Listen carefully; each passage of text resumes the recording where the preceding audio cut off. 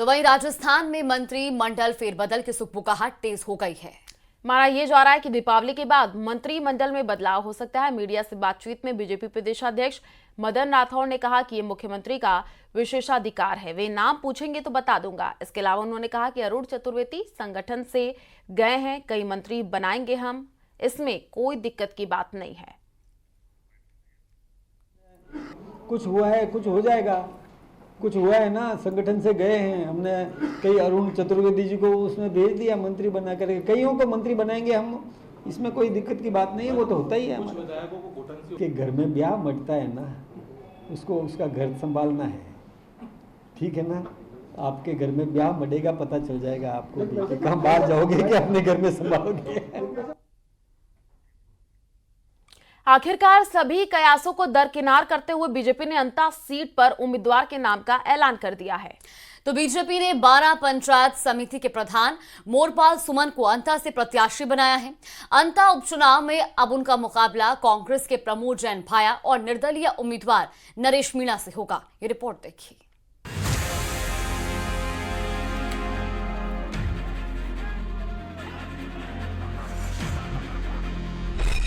अंता seat पर त्रिकोणीय जंग, मोरपाल सुमन को बीजेपी ने बनाया उम्मीदवार, माली समाज के नेता के रूप में है पहचान। जो सर्वाधिक लोकप्रिय नेता के रूप में जो उभर करके आए हैं श्रीमान मोरपाल सुमन, उनको हमारी पार्टी ने उम्मीदवार घोषित किया है, निश्चित रूप से, और हम जीतेंगे। लंबे मंथन के बाद पूर्व मुख्यमंत्री वसुंधरा राजे के करीबी माने जाने वाले मोरपाल सुमन को बीजेपी ने अंता उपचुनाव के सियासी रण में उतार दिया है। बीजेपी ने उनके स्थानीय होने और क्षेत्र में मजबूत पकड़ को देखते हुए भरोसा जताया। अब सबकी निगाहें इस सीट पर होने जा रहे उपचुनाव पर टिकी है। एक राजा और एक रंग की लड़ाई होगी। मैं जमीनी कार्यकर्ता हूँ, जमीन पे रहता हूँ, जमीनों पे 36 साल से पार्टी का काम कर रहा हूँ। मैंने कभी लोभ लालच की काम नहीं किया। मैं हमेशा गरीबों के बीच में रहा हूँ। जब जब भी गरीब ने मेरे को पुकारा है, आधी रात में उनके पीछे पहुंचा हूँ। हमेशा 36 साल से जुड़ा हुआ हूँ। किसानों की हो, चाहे व्यापारियों की हो, चाहे किसी गरीब की हो, मैं उसके लिए हमेशा तत्पर हूँ। पहले भी तत्परता रहा, आज भी हमेशा आगे के लिए तत्पर रहूंगा। जो मेरी मूलभूत किसानों की सबकी जो मूलभूत सुविधा है, उसको मैं पूरी करने की कोशिश करूंगा। अंता उपचुनाव में मुकाबला त्रिकोणीय हो गया है। बीजेपी उम्मीदवार मोरपाल सुमन का मुकाबला कांग्रेस के प्रमोद जैन भाया और निर्दलीय उम्मीदवार नरेश मीणा से होगा। माली समाज के नेता के रूप में पहचाने जाते हैं। 12 पंचायत समिति में है प्रधान। उनकी पत्नी नटीबाई सरपंच रही हैं। वो जातिगत समीकरण में भी फिट बैठते हैं। मोरपाल जी सुमन को बधाई देता हूँ। प्रदेश नेतृत्व को भी धन्यवाद करता हूँ कि उन्होंने एक धरातल के कार्यकर्ता को, नीचे के कार्यकर्ता को इस उम्मीदवार के रूप में चुना। उसके लिए बहुत बहुत धन्यवाद। और निश्चित रूप से भारतीय जनता पार्टी का कार्यकर्ता प्राणपण से ये चुनाव लड़ने वाला है और हम निश्चित रूप से जीत हासिल करेंगे। अंता विधानसभा सीट के इतिहास पर नजर डालें तो इस सीट पर 4 बार चुनाव हुए हैं। कांग्रेस और बीजेपी ने 2-2 बार जीत दर्ज की है। प्रमोद जैन भाया ने 2008 और 2018 में जीत हासिल की। बीजेपी के प्रभुलाल सैनी ने 2013 में जीत दर्ज की थी। 2023 में बीजेपी के कंवरलाल मीणा ने चुनाव जीता था। बीजेपी प्रदेश अध्यक्ष मदन राठौड़ ने भरोसा जताया कि मोरपाल सुमन जीत हासिल कर अंता की जनता की सेवा करेंगे। अंता में भी एक सामान्य परिवार का एक सामान्य सा कार्यकर्ता, जिसने सेवा के बल पर राजनीति में अपनी एक इमेज बनाई है, उस कार्यकर्ता को हमने और उम्मीदवार के रूप में चुना है।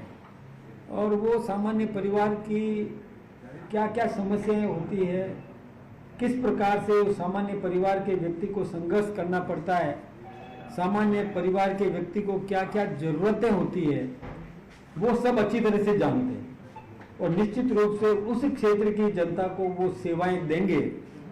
सामान्य परिवार को किस प्रकार से मजबूत करना है, वो निश्चित रूप से ऐसे प्रयास करेंगे और जीत करके आएंगे। अंता का चुनावी रण तैयार है, जहां 11 नवंबर को मतदान होगा और 14 नवंबर को साफ हो जाएगा कि त्रिकोणीय मुकाबले में बाजी किसने मारी है। भाजपा के टिकट घोषणा के साथ ही अंता का विधानसभा उपचुनाव का रण की तस्वीरें अब साफ हो गई है। अंता उपचुनाव में जहां भाजपा ने अपने जमीनी स्तर के कार्यकर्ता मोरपाल सुमन को मैदान में उतारा है, तो वहीं कांग्रेस ने अपने पूर्व दिग्गज नेता और पूर्व मंत्री प्रमोद जैन भाया को मैदान में उतारा है। दोनों के साथ ही यहां 4 निर्दलीय प्रत्याशी भी फिलहाल मैदान में हैं। अब टिकट घोषणा के बाद देखना होगा कि इस सीट पर आखिर बाजी कौन मारता है। विपिन तिवारी, न्यूज़ 18 राजस्थान 12। तो वहीं अंता उपचुनाव को लेकर बीजेपी ने स्टार प्रचारकों की लिस्ट भी जारी कर दी है। 40 स्टार प्रचारकों की लिस्ट जारी की गई है। तो वहीं देखिए 40 नेताओं की लिस्ट में CM Bhajanlal Sharma, deputy CM दिया कुमारी, मदन राठौड़ और पूर्व सीएम वसुंधरा राजे का नाम शामिल है। तो ये बड़ी खबर आपको बताने, जहां भारतीय जनता पार्टी ने अंता उपचुनाव के लिए अपने स्टार प्रचारकों की सूची जारी की है। इसमें 40 स्टार प्रचारक बनाए गए हैं। कई दिग्गजों का इसमें नाम शामिल है। खुद मुख्यमंत्री भजनलाल शर्मा, दिया कुमारी मैदान में होंगे और प्रचार प्रसार करेंगे। इसके अलावा पूर्व मुख्यमंत्री वसुंधरा राजे का नाम भी स्टार प्रचारकों की सूची में शामिल है। तो बड़ी खबर इस वक्त अंता उपचुनाव से जुड़ी हुई, क्योंकि देखिए कल ही बीजेपी ने अंता उपचुनाव के लिए बीजेपी अपने प्रत्याशी का नाम का ऐलान किया है और उसके बाद से ही 40 स्टार प्रचारकों की लिस्ट जारी कर दी गई है, जिसमें CM Bhajanlal Sharma, deputy CM दिया कुमारी का नाम शामिल है और पूर्व सीएम वसुंधरा राजे का नाम भी इसमें शामिल है। तो ये लोग पहुंचेंगे प्रचार प्रसार करने के लिए। 40 स्टार प्रचारकों की लिस्ट जारी हो चुकी है। ये लिस्ट भी हम आपको स्क्रीन पर दिखा रहे हैं। अंता उपचुनाव से जुड़ी हुई ये बड़ी खबर है। डिप्टी सीएम दिया कुमारी का भी नाम इसमें शामिल है। नाम भी आपको स्क्रीन पर दिखा रहे हैं। जो लिस्ट जारी की गई है वो भी साथ ही साथ आपको दिखा रहे हैं। बिल्कुल, तो अंता उपचुनाव को लेकर के अब सभी जो प्रत्याशी हैं वो मैदान में हैं। कांग्रेस और बीजेपी प्रत्याशी जो हैं और इनके साथ ही निर्दलीय प्रत्याशी नरेश मीणा मैदान में होंगे। ऐसे में अब सभी पार्टियां अपने अपने प्रत्याशियों के लिए प्रचार प्रसार में भी जुट गई हैं और इसी को लेकर भारतीय जनता पार्टी ने भी अपनी 40 स्टार प्रचारकों की सूची जारी की है। इसमें मुख्यमंत्री भजनलाल शर्मा, उप मुख्यमंत्री दिया कुमारी और इसके साथ ही कई बीजेपी के दिग्गजों का नाम शामिल है। तो अंता उपचुनाव का रण सज चुका है और अब जमीनी स्तर पर सभी प्रचार प्रसार में जुटे हुए हैं। तो अंता उपचुनाव से जुड़ी हुई बड़ी खबर, सीएम भजनलाल शर्मा, मदन राठौड़ भी इसमें शामिल हैं और पूर्व सीएम वसुंधरा राजे का भी नाम बताया जा रहा है। और उधर केंद्रीय मंत्री गजेंद्र सिंह शेखावत ने दौसा में बड़ा बयान देते हुए कहा कि अंता विधानसभा उपचुनाव में भारतीय जनता पार्टी ही जीतेगी। उन्होंने ये भी कहा कि बीजेपी की जीत के लिए चाहे लिख कर दे सकते हैं। बिहार चुनाव को लेकर भी उन्होंने बयान दिया और कहा कि बिहार में एनडीए को बहुमत मिलेगा और एक बार फिर एनडीए गठबंधन की सरकार बनेगी। उन्होंने कहा कि बिहार के लोग अभी भी लालू प्रसाद यादव के गुंडा राज को भूले नहीं हैं। तो बड़ी खबर इस वक्त आपको बता रहे हैं, केंद्रीय मंत्री गजेंद्र सिंह शेखावत ने दौसा में ये बड़ा बयान दिया है।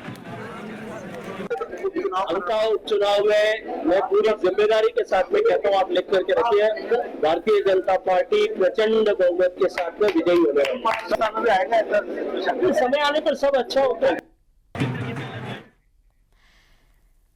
तो गजेंद्र सिंह शेखावत का ये बड़ा बयान भी हमने आपको सुनाया, जहां उन्होंने अंता विधानसभा के उपचुनाव को लेकर के बड़ा बयान दिया और बीजेपी की जीत को लेकर वो आश्वस्त नजर आए। इसके साथ ही उन्होंने बिहार चुनाव को लेकर भी बयान दिया और कहा कि बिहार में एक बार फिर से एनडीए की सरकार बनेगी, क्योंकि बिहार की जनता अब भी लालू प्रसाद यादव के गुंडा राज को नहीं भूले हैं।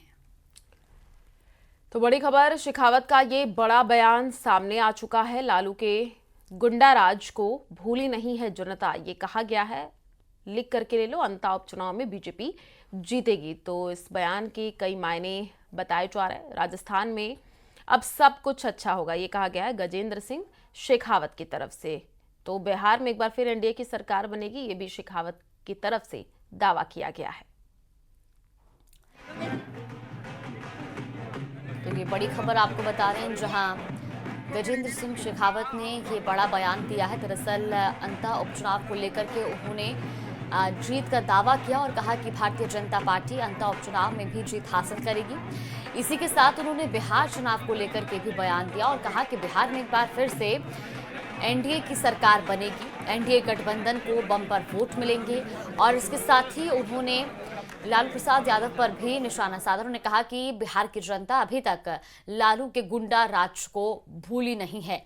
तो ये बड़ा बयान उन्होंने दिया है। ये दौसा की तस्वीरें आपको दिखा रहे जब वो वहां पर पहुंचे थे और इस बीच वो बड़ा बयान देते हुए नजर आए।